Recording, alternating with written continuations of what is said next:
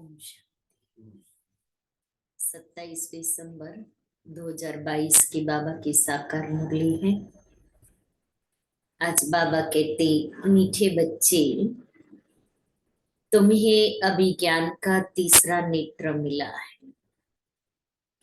तुम जानते हो, हर 5000 वर्ष बाद भोलानाथ बाप द्वारा हम यह ज्ञान सुनकर मनुष्य से देवता बनते हैं।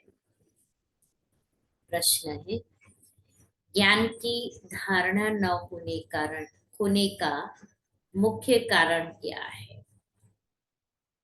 उत्तर है, बुद्धि भटकती है।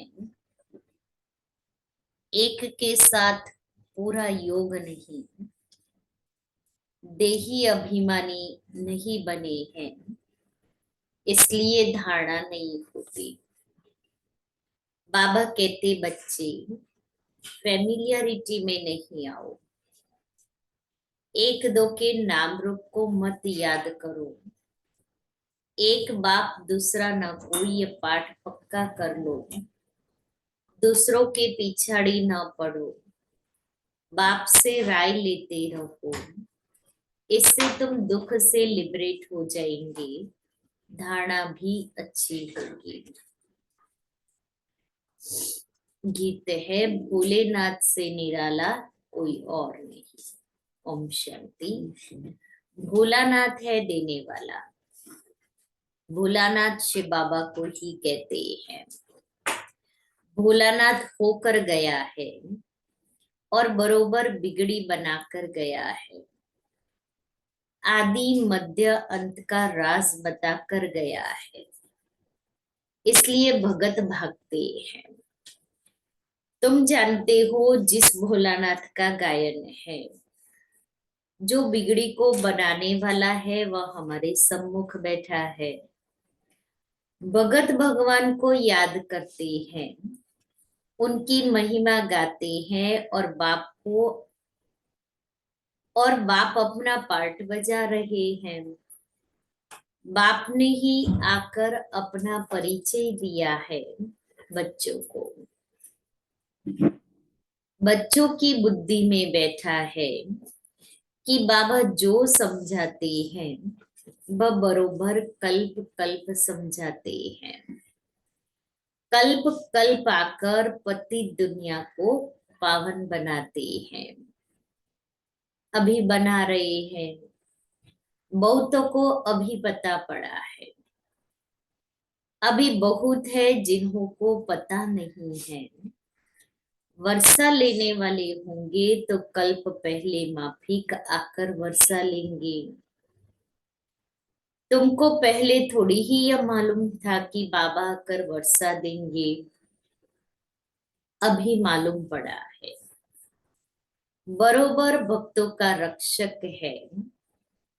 आदि मध्य अंत का ज्ञान सुनाते हैं। उनको ज्ञान का सागर कहा जाता है।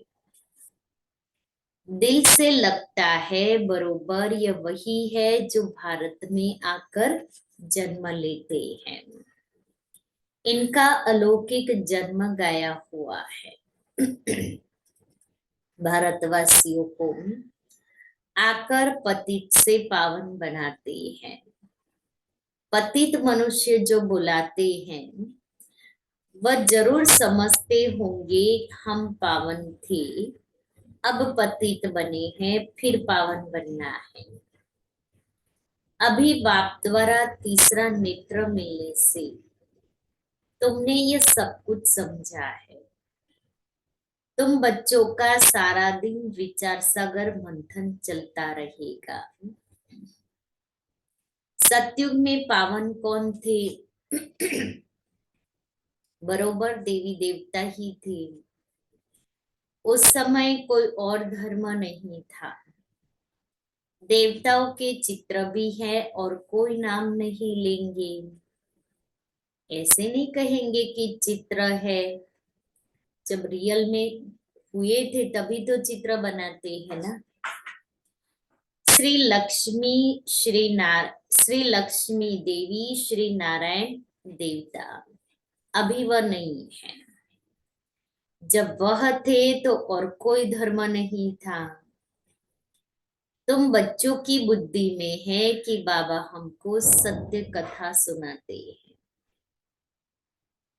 तो लोग कहते हैं यह ज्ञान तो हमने सुना नहीं है, क्योंकि उनको ड्रामा के राज का तो पता नहीं है।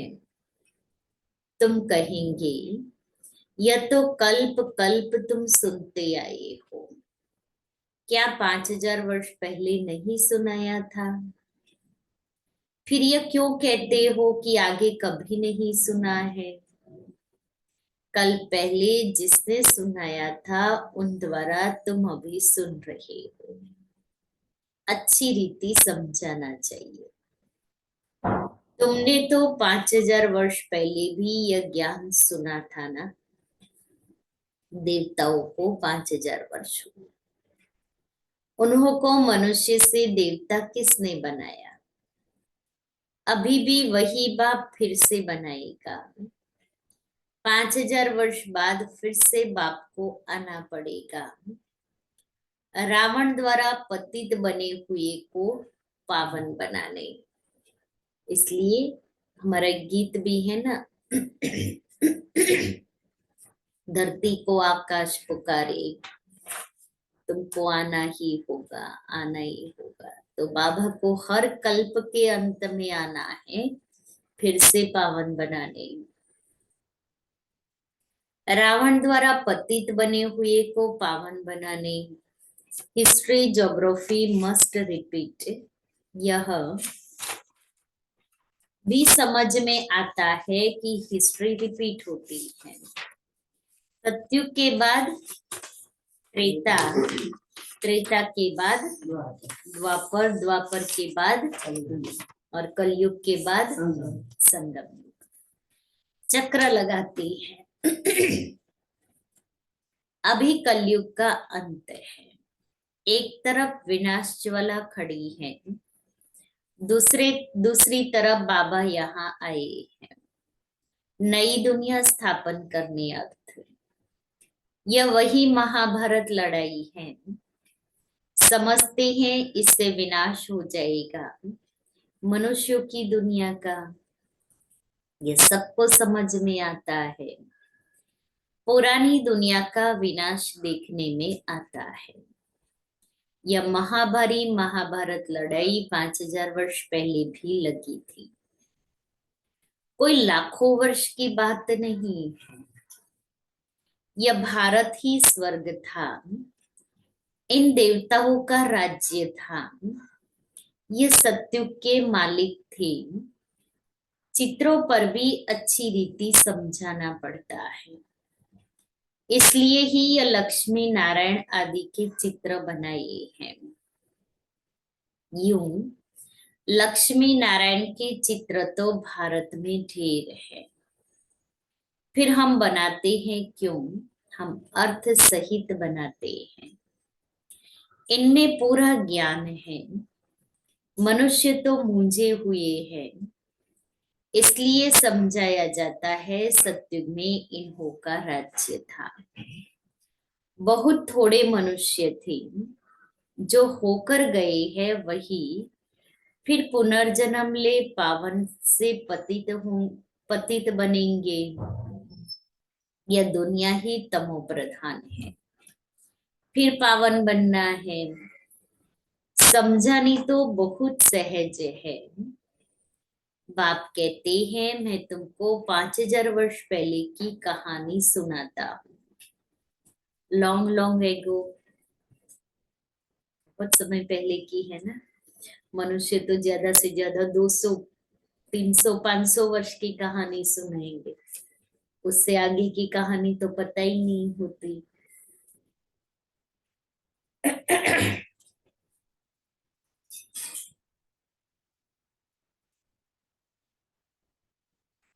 यहाँ इन लक्ष्मी नारायण का राज्य था, अथवा क्राइस्ट से 3000 वर्ष पहले सत्युग था। हेवनली गॉड फादर ने हेवन स्थापन किया था। भारत को कहते भी है प्राचीन देश है। इसमें गॉड गॉडेज राज्य करती थी। गॉड कृष्ण गॉडेज राधे कहते हैं। राधे कृष्ण लक्ष्मी नारायण सतयुग में थे। फिर राम सीता त्रेता में 5000 वर्ष का हिसाब किताब क्लियर है। जब उन्हों का राज्य था तो बाकी सब आत्माएं मुक्ति धाम में थी। आत्मा तो अविनाशी है। आत्मा का कभी विनाश नहीं होता। ड्रामा भी अविनाशी है। आत्मा को 84 जन्मों का अविनाशी पार्ट मिला हुआ है। इतनी छोटी सी आत्मा में सारा पार्ट भरा हुआ है। ये कितनी वंडरफुल बात है। इसको ही कुदरत कहा जाता है। इतनी छोटी बिंदी कितना 84 जन्मों का पार्ट, 5000 वर्ष का पार्ट उसमें भरा हुआ है। और वो बिंदी ही नचाती है बिंदी। लेकिन सोचो 84 जन्मों का पार्ट भरा हुआ है और एक एक जन्म की आयु कितनी, और उस एक जन्म में हमने कितना पार्ट बजाया। कितने कितनी वंडरफुल बात है ये। पर्पल की रिकॉर्डिंग की है। हाँ, एक सेकंड सेकंड की रिकॉर्डिंग आत्मा में भरी हुई है। जो रिपीट होती है। तो भी पता किसी को नहीं। लेकिन बाबा ने हमें इतना तो बताया है क्या? कि हमारा सत्युग का पार्ट बेस्ट है। ये कितनी वंडरफुल, वह भी अविनाशी जो रिपीट जरूर करना है। 84 जन्मों का पार्ट अविनाशी जो रिपीट होता है। ये बड़े थे बड़ी कुदरत है। परमात्मा भी बिंदी, आत्मा भी बिंदी, परंतु परमात्मा सुप्रीम है। आत्माएं तो सब एक जैसी नहीं है, नंबरवार है। पहले सुप्रीम शिव बाबा, फिर कहेंगे लक्ष्मी नारायण। ब्रह्मा सरस्वती को सुप्रीम नहीं कहेंगे। संपूर्ण तो लक्ष्मी नारायण है। फिर नंबरवार एक दो के पिछाड़ी आते हैं। मुख्य गायन है देवताओं का। सबसे सुप्रीम आत्मा शिव बाबा की है। फिर सूक्ष्म वतन में ब्रह्मा विष्णु शंकर, फिर लक्ष्मी नारायण, राम सीता, सब नंबरवार है। नाटक में भी एक्टर नंबरवार होते हैं। सब एक जैसे नहीं होते। कहेंगे इनकी आत्मा सुप्रीम एक्टर है या पाई पैसे का एक्टर है। सबसे फर्स्ट क्लास क्रिएटर डायरेक्टर कौन है? करण करावनहार एक ही परमपिता परमात्मा है। अब तुमको सारे ड्रामा का पता पड़ा है। यह है बेहद का ड्रामा। नटशेल में तुमको बताया जाता है। झाड़ का यह देवी देवता धर्म है फाउंडेशन। फिर उनसे टालिया इस्लामी बौद्धि क्रिश्चियन निकले। यह फ्लावर वाज होगा। झाड़ शोभता है। बाकी एक एक धर्म के पत्ते बैठ गिनती करो तो कितने होंगे? हजारों की अंदाज में होंगे। इस्लामी बौद्धि सबके मठ पंथ गिने जाते हैं। शिव भोलानाथ यह ज्ञान सुनाते हैं। बाकी कोई डमरू आदि बजाने की बात नहीं है। शास्त्रों में जो आया सो लिख दिया है। वास्तव में है ज्ञान की डमरू। इसे शंख ध्वनि भी कहा जाता है। शंख ध्वनि मुख से की जाती है। यह है ज्ञान की मुरली। ड्रामा के आदि मध्य अंत का राज बैठ सुनाते हैं। आत्मा बिंदी मिसल है जिसमें सारा पार्ट मूंढा हुआ है। वह क्रिएटर है, वो एक्ट भी करते हैं, अच्छा पार्ट लेते हैं, नंबरवार तो होते हैं। यह है ही एक बाप क्रिएटर और सब पुनर्जन्म में आने वाले हैं। ये कभी पुनर्जन्म नहीं लेते हैं, इनका अलौकिक जन्म है। किसका? क्रिएटर का। तुम जानते हो कैसे आकर प्रवेश किया, कैसे शिव बाबा ने ब्रह्मा में आके प्रवेश किया। दूसरी आत्माएं भी प्रवेश करती है ना। समझो किसके स्त्री की आत्मा आती है, बोल सकेगी कि मैं सुखी हूं, बाकी उनके शरीर को भाग्य नहीं पहन सकेंगे क्योंकि शरीर तो दूसरा है ना। वो तो उस ब्राह्मण में उस आत्मा, वो आत्मा आती है तो उसकी जो इच्छा होती है वो पूरी करते हैं। अभी तमोगुणी हो गए हैं इसलिए एक्यूरेट बताते नहीं है, इसलिए कभी भी इन सब बातों में कईयों को होता है कि शरीर छोड़ दिया परिवार में से जिससे बहुत प्यार था, तो बहुत रोते बहुत रोते। भक्ति मार्ग में उसकी विधि होती है, उसको बुलाते हैं तो वो आत्मा आएगी तो भी ब्राह्मण के तन में आएगी, उसका अपना शरीर तो है नहीं।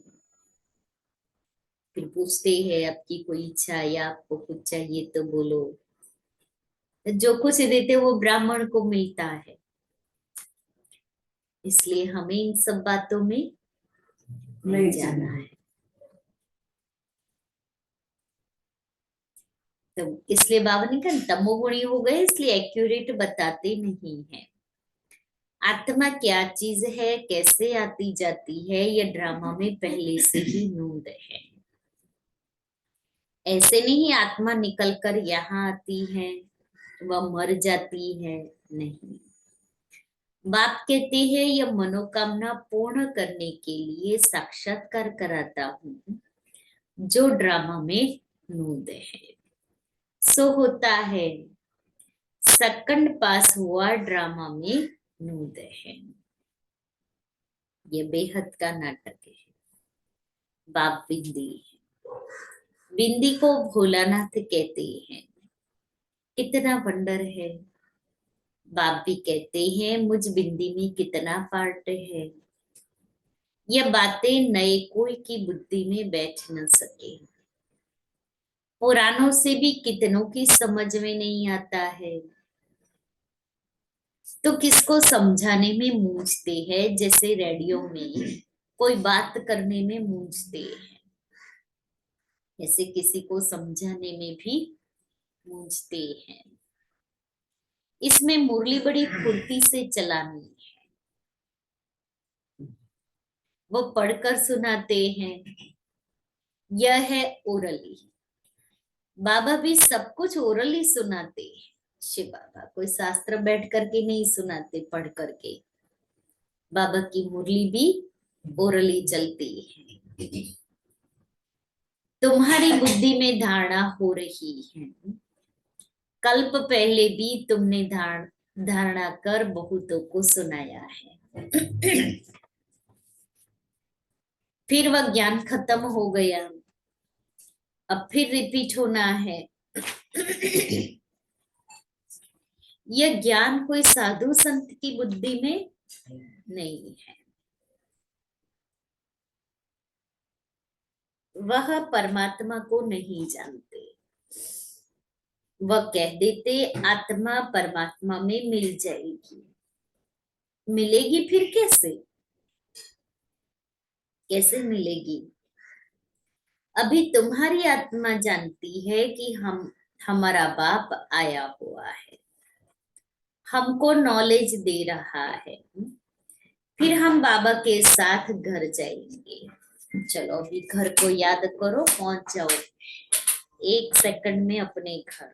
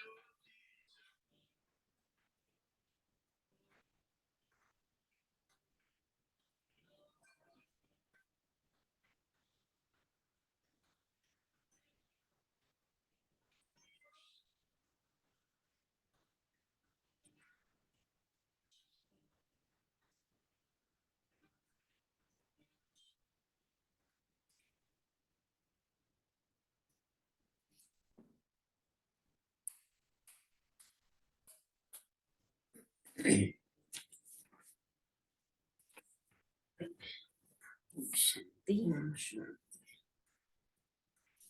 फिर हम बाबा के साथ घर जाएंगे। यह तुम बच्चों को रूहानी नशा है। यह है तुम्हारा प्रवृत्ति मार्ग। बहुत तुमको कहते हैं कि तुम तो कुमार अथवा कुमारी हो, तुमको विकारों का अनुभव ही नहीं है। हम तो विकारी गृहस्थ में रहने वाले हैं। तुम हमको ये ज्ञान कैसे दे सकते हो? हम है युगल, हमको बैचलर कैसे समझा सकेगा? हमको तो युगल समझाए जो अनुभवी हो। हम विकार में गया हुआ हो वही हमको समझा सकते हैं कि हमने ऐसे जीत पाई। ऐसे ऐसे बाबा के पास पत्र आते हैं ना। अनुभवी को समझाए तो फर्क पड़ेगा। तो गृहस्थ जीवन वाले ये ज्ञान लेते हैं तो वो अपने अनुभव के आधार से दूसरों की सेवा करते। इसलिए गृहस्थ जीवन में रह करके ये करना है। क्यों बाबा ने कहा? क्योंकि आप सभी शोरूम के शो पीस हो। लोग शो पीस शोकेश में रखे हुए शो पीस देख करके माल खरीदने आते हैं। तो सैंपल है। बात तो ठीक है, अब ऐसे अनुभवी से पत्र लिखाना चाहिए जिसने भल शादी की हो परंतु पवित्र हो। कोई को बाल बच्चे थे फिर पवित्र बने हैं। ऐसे ऐसे हमको समझाइए। ज्ञान तो बहुत अच्छा है परंतु कोई तीखा समझाने वाला नहीं है तो मैं मूंझ जाता हूँ। बाबा के बाबा को तीखा समझाने वाला कोई चाहिए। बहुत बातें सामने आती है तो अनुभवी समझाने वाला हो। આપણે ગુજરાતીમાં કહીએ છીએ ને ઘરડા ગાડા વાળે। अनुभव का बहुत फर्क पड़ता है। अब पत्रों द्वारा तो किसको समझाना, किसको इतना समझा नहीं सकते। सम्मुख आकर मिले तो बाबा भी समझाए।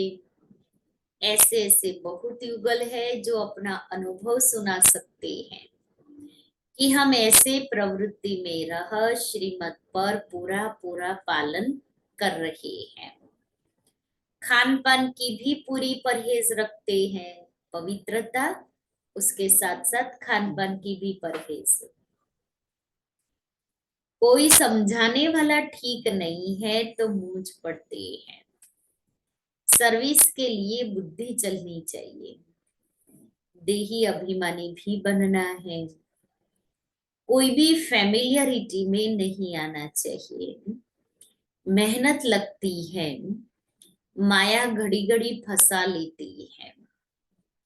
कर्मातीत अवस्था अभी हो नहीं सकती। बहुत एक दो के नाम रूप में फंस पड़ते हैं। फिर बाबा को लिखते भी नहीं है कि बाबा यह तूफान आते हैं। पत्र भी नहीं लिखते। अगर पत्र लिखे तो बाबा बचाए, तूफानों से बाहर लेकर के आए। सच नहीं बताते हैं। बाबा को लिखे तो बाबा भी युक्ति बताए।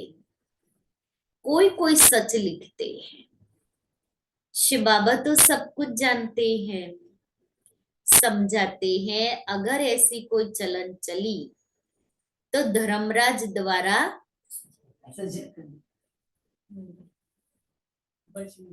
बचने का बहुत दंड भोगना पड़ेगा।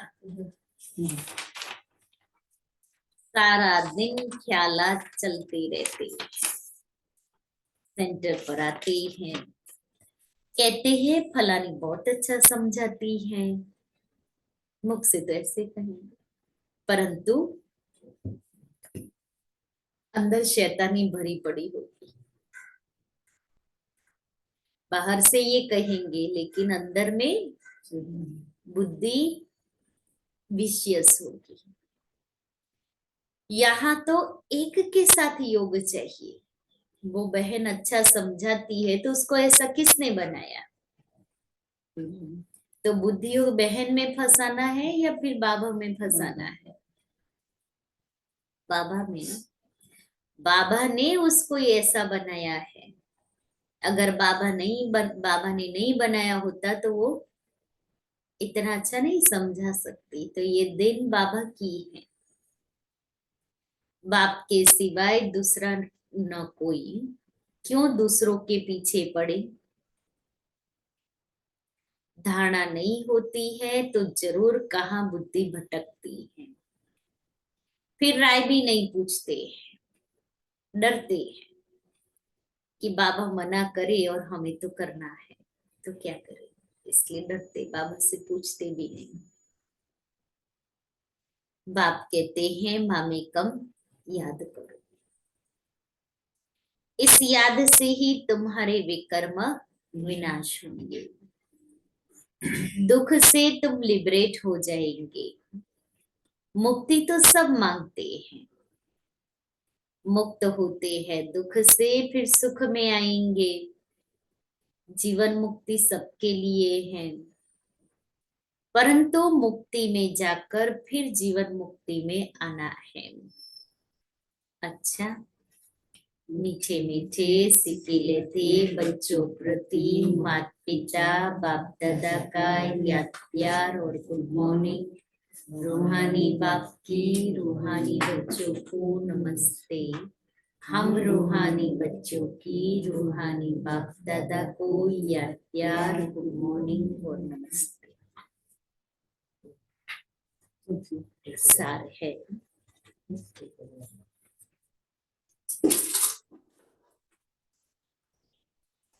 बाप समान ज्ञान की शंख ध्वनि करनी।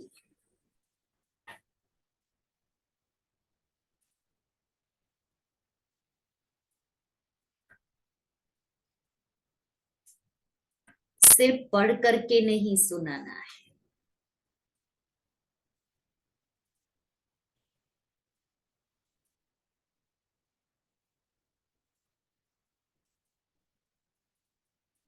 धारणा करके फिर समझाना है।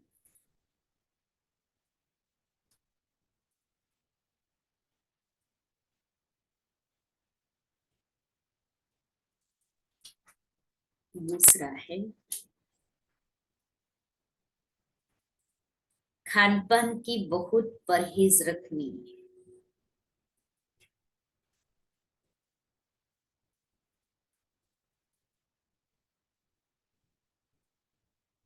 श्रीमत का पालन कर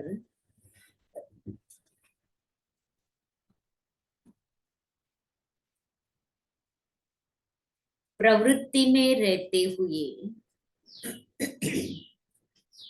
कैसे पवित्र रहते हैं,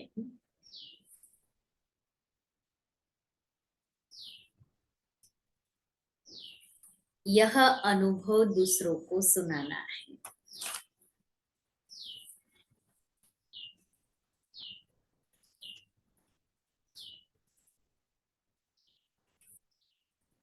वरदान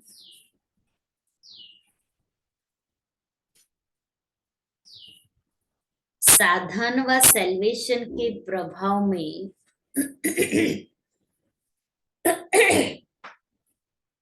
साधन व सेल्वेशन के प्रभाव में आने के बजाय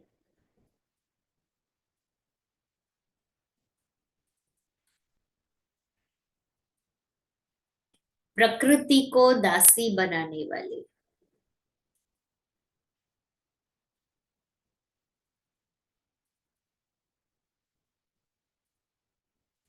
विजयी भव।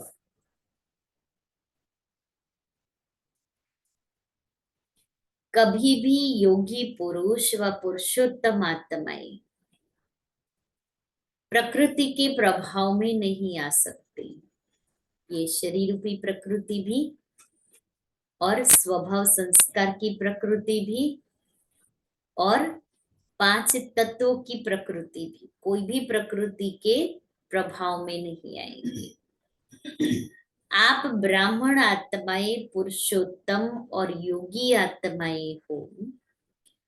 प्रकृति आप मालिकों की दासी है, इसलिए प्रकृति के कोई भी साधन व सेल्वेशन आपको अपने प्रभाव में प्रभावित कर न सके, प्रभावित न कर ले। साधन साधना का आधार न हो, साधन मेरी साधना का आधार न हो, लेकिन साधना साधनों को आधार बनाए, तब कहेंगे प्रकृति जीत विजयी आत्मा। श्लोगन है एवर रेडी वह है जो एवर रेडी वह है जो हर घड़ी को अंतिम घड़ी समझकर चलते हैं। अब मैं आत्मा ऐसी एवर रेडी हूं जो अपनी हर घड़ी को अंतिम घड़ी समझकर चलते हैं। मम्मा हमेशा यही कहती थी, मेरी हर घड़ी अंतिम घड़ी है। तो जो घड़ी अभी बीत रही है उसको मैं बहुत अच्छी से अच्छी बनाऊं।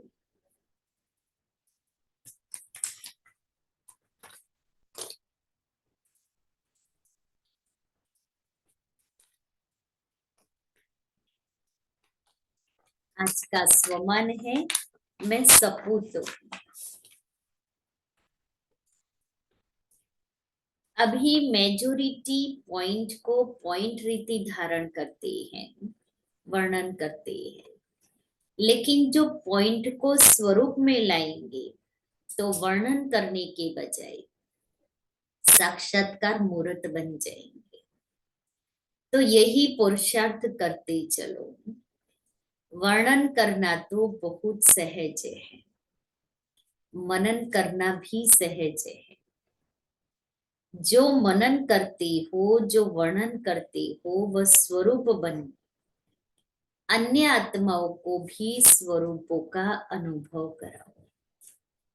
ऐसे को कहते हैं सपूत और सबूत दिखाने वाले।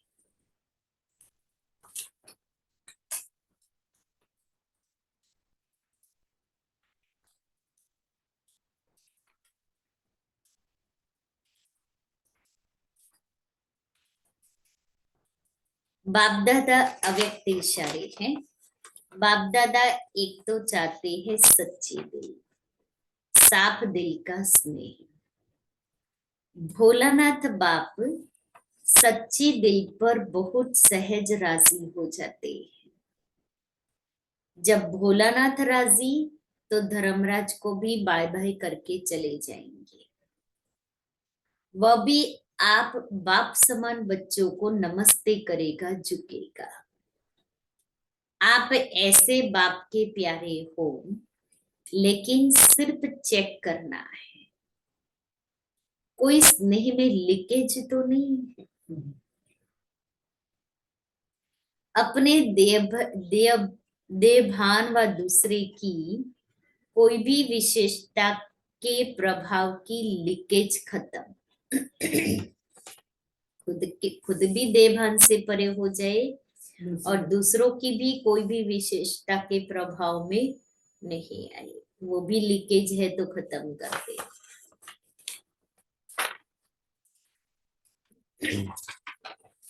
दादी प्रकाश मणि जी के अमृत वचन है। अशरीरी स्थिति का अनुभव करने के लिए अंतर्मुखी बन योग की गुफा में चले जाओ। नए वर्ष में 101 दिन के लिए मौन में रहने की शुभ प्रेरणाएं। बाबा कहते बच्चे अब अशरीरी बनो, अंतर्मुखी बनो, जिससे ये देह का भान भूल जाए, देही अभिमानी बन जाए। हम सबका लक्ष्य है कि हमें कर्मातीत बनना है, तो जरूर यह स्थिति बनानी है।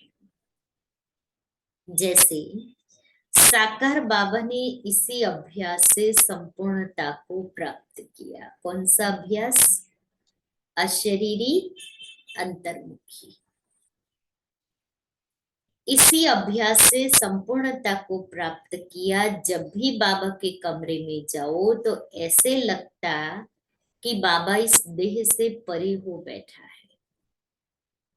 बाबा 1 सेकंड में डीप साइलेंस का अनुभव करा देता। बाबा से कोई बात पूछते हैं तो बाबा एक शब्द में भी सब जान लेते और बहुत शॉर्ट में उत्तर, उससे बहुत शॉर्ट में उत्तर, उससे डीप साइलेंस का अनुभव करा देते। ऐसे अनुभव होता जैसे बाबा अव्यक्त वतन व मूल वतन में बैठे हैं। दृष्टि भी देते यही अनुभव होता कि बाबा हमें भी मूल वतन में ले जा रहे हैं। समय प्रमाण बाबा अभी हम बच्चों को भी यही इशारा कर रहे हैं कि बच्चे तुम्हें भी यह अभ्यास करना है, अशरीरी भव। यह अभ्यास इतना गहरा हो जो आत्माभिमानी बन जाए। ऐसे साइलेंस में रहो जो कोई भी सामने आए तो वह भी आपकी साइलेंस की शक्ति से देह के भान को भूल जाए। कोई इतने साइलेंस में हम रहे जो हमारे सामने कोई भी आए तो वो देह भान भूल जाए, देह को ही भूल जाए। इसके लिए आत्मा भाई भाई हूं, यह अभ्यास पक्का करना है। अब ऐसी शांति की गहरे योग की अनुभूति सबको करनी है। हमारी यही भावना है कि सभी भाई बहनें आने वाले नए वर्ष में विशेष योग का अभ्यास, साइलेंस का अभ्यास, आवाज से परे जाने का अभ्यास, अशरीरी बनने का अभ्यास करें। साइलेंस का विशेष योग का आवाज से परे जाने का अभ्यास करें। जनवरी मास आ रहा है। इससे जो भी स्वयं की स्वस्थिति में, संगठन में व यज्ञ में छोटे मोटे विघ्न आते, वातावरण होता वह समाप्त हो जाएगा। इसके लिए अब एक दूसरे को योग के वाइब्रेशंस दो, योग के वाइब्रेशन दो, एक दूसरे को स्नेह के वाइब्रेशन दो, प्यारे बाबा के प्यार में खो जाने का वातावरण बनाओ। भल और कोई चिंता न हो, पर अपनी उन्नति की चिंता सबको जरूर करनी है। इसको अंडरलाइन करें। कोई चिंता नहीं करनी है, सिर्फ अपने उन्नति की चिंता करनी है कि मुझे अंदर से आए, मैं कैसे अपनी आत्मा को पवित्र बनाऊं। ऐसे चिंता हो, जैसे कुछ काम होता है कैसे मैं कर सकूंगी, तो फिर धीरे धीरे धीरे करते प्लानिंग करते हैं कि चलो इतने सारे काम पड़े हैं और मुझे ही करने हैं, तो ऐसे ऐसे करूं मैं, प्लान बना। ऐसे मैं अपनी आत्मा को भी कैसे पावन बनाऊं। उसके लिए चल आत्मा बैठ, अभी प्लानिंग कर। अपने लिए तो तुझे ही प्लानिंग करनी है। खाते पीते चलते फिरते, कर्म करते सोते जागते, अब यही धुन लगी रहे कि मुझे कर्मातीत बनना है। दादी का यही था, मुझे कर्मातीत बनना है। संपन्न और संपूर्ण बन, बाप समान अव्यक्त वतनवासी बनना है। बाबा अभी बच्चों को अंतिम घड़ियों की वार्निंग दे रहे हैं। ये तो कब का क्लास है। दादी को गए भी 15 साल हो गए। प्रकाश 15 साल हो गए, तो ये तो उसके भी पहले का क्लास है। कितने साल हो गए।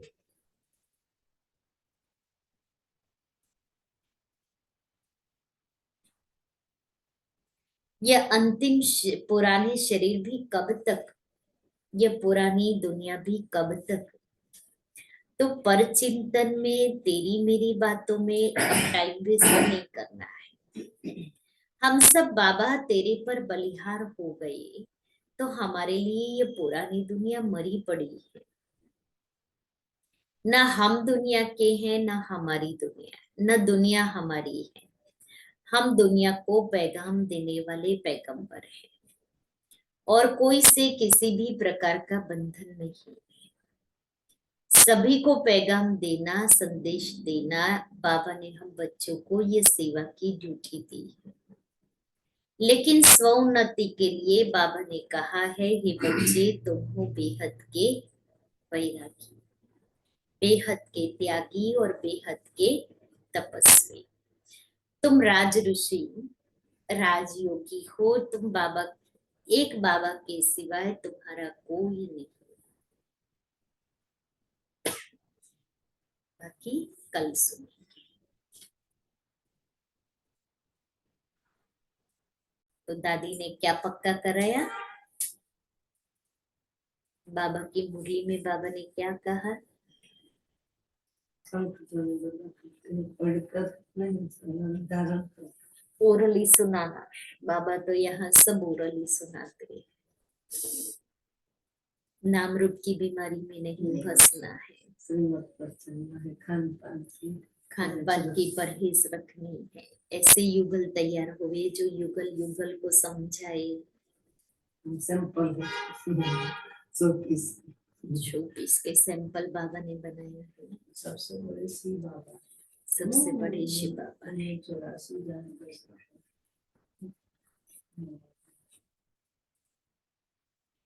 बाबा सरस्वती को भी बोलो आगे। वही लक्ष्मी नारायण बनते हैं।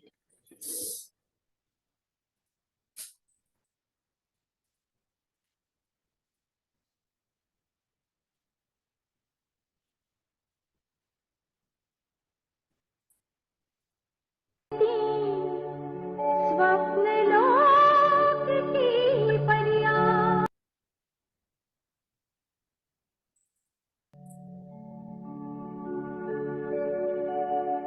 तितली जैसी उड़ती फिरती स्वप्नलोक की परियां अमल धवल परिधान पहनकर चमक रही फुलझरियां शिव बाबा का प्यार भरा संदेश ये सबको सुनाती है ताल ताल पर झूम झूम कर गीत सुहाना गाती है।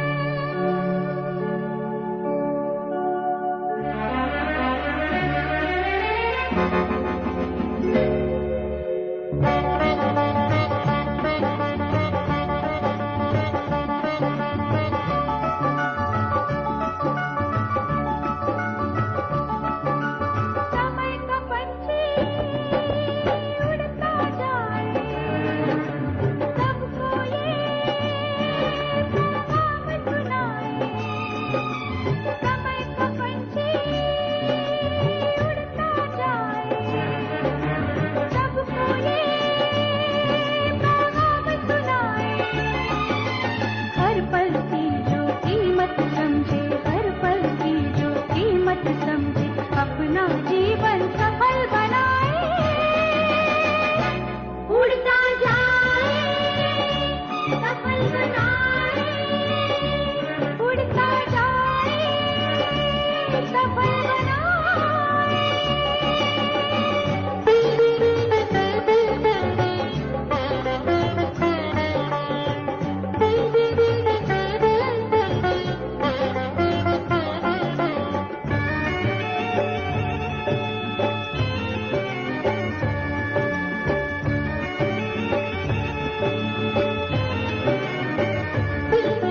मनचाहा फल पाना है तो सुने सारा जमाना मनचाहा फल पाना है तो सुने सारा जमाना कभी नहीं बेकार लुटाना ये अनमोल खजाना कभी नहीं बेकार लुटाना ये अनमोल खजाना आलस छोड़े रुके नहीं जो आलस छोड़े रुके नहीं जो वही तो अपनी मंजिल पाए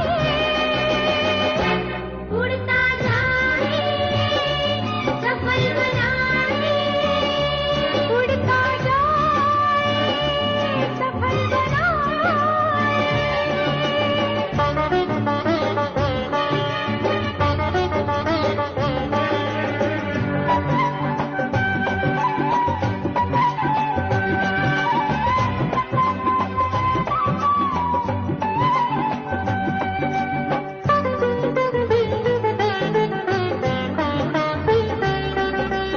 अंधकार खुद मिट जाएगा तुम प्रकाश फैलाओ अंधकार खुद मिट जाएगा तुम प्रकाश फैलाओ जब तक सांस नहीं रुकती है कर्म की ही गुण गाओ जब तक सांस नहीं रुकती है कर्म की ही गुण गाओ जो करना है अभी करो तुम जो करना है अभी करो तुम गया वक्त फिर हाथ ना आए उड़ता जाए सफल बनाए उड़ता जाए सफल बनाए